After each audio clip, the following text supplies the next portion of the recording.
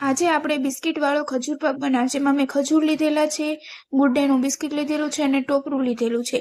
અને 100 ગ્રામ મેં બદામ લીધેલી છે, 100 ગ્રામ લીધેલા છે મેં કાજુ. મિક્સરની જાળીમાં લઈ લેવાનું છે અને પીસી લેવાનું છે મસ્ત મજાનું.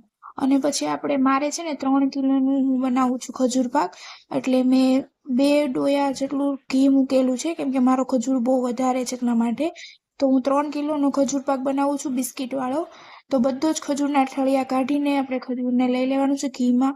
ધીમા ગેસે આપણે રાખો નકર બળી જશે, એટલે ધીમા ગેસે આપણે એને હલાવતું જવાનું છે. બધો જ ખજૂર સરખી રીતે ધીમા ગેસે સરખી રીતે હલાવવાનો છે. જે બધું જ ઘી છે ને ખજૂરની અંદર ભળી જવું જોઈએ. ખજૂરની અંદર બધું જ ઘી ભળી જશે ને એટલે જેટલો ખજૂર છે ને એ બધો નાનો થઈ જશે, right? એટલે તમારે હલાવતું જ રહેવાનું છે ખજૂર પાકમાં. અને બધાને ઠળિયામાં કાઢીને મસ્ત હલાવતી જાવ તો ધીમે ધીમે હલાવો, કેમ કે બહુ બધો છે ને તો મારથી હલાવાતોય નથી. પણ અમે 3 કિલોનો બનાવ્યો છે. અને જો આવી રીતે બધામાં ઘી મિક્સ થઈ ગયું છે, અને ઘી મિક્સ થઈ જાય એટલે પછી એમાં આપણે જે વસ્તુ નાખવી હોય એ આપણે નાખી શકીએ છીએ. મેં નીચે આવીને પછી ડ્રાયફ્રૂટ નાખ્યા છે ઉતારીને. ઉપરથી મેં ડ્રાયફ્રૂટ બધા જ એડ કરી દીધા છે અને ઉપરથી ટોપરું એડ કરી દીધું છે. અને પછી મસ્ત એને હલાવી લેવાનું છે ધીમે, કેમ કે ગરમ હશે એટલે તમે ચમચા વડે હલાવજો.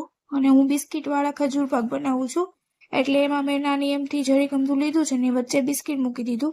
અને બધી જ વસ્તુને ચારે બાજુની કિનારી હોય ને એને એવી રીતે કરી દેવાની, જે હું જેવી રીતે કરું છું ને એવી રીતે.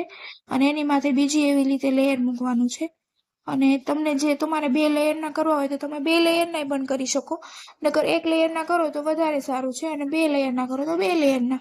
મેં 1 લેયરનું જ કરેલું છે. અને પછી એનો મસ્ત એક શેપ આપી દેવાનો છે. શેપ અપાઈ જાય અને ગરમ હશે પણ તોય તમે હાથમાં ઘી લગાવીને કરી શકો છો. અને આપણે જે ટોપરું હોય કે ને એમાં એડ કરી દેવાનો છે ખજૂર પાકને. અને મસ્ત મજાનો તૈયાર છે આ મારો ખજૂર પાક.